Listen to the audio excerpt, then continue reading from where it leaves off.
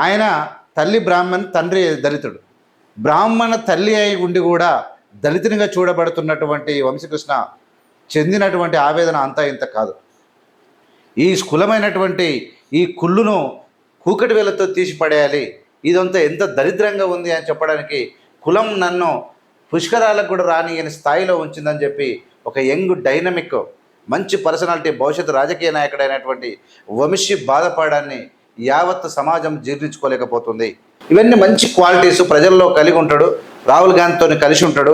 రాహుల్ గాంధీ వెనుక అడుగు నడుస్తూ ఉంటాడు.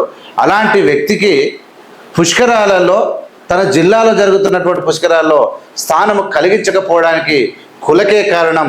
ఆ కులాన్ని, ఈ కుల అహంకారాలను చెప్పుతో కొట్టాలి. ఈ కులముతో ఇలా విర్రవీగుతున్నటువంటి దుర్మార్గులను చీల్చి చెండాలని చెప్పగానే చెప్పిండు వంశీ.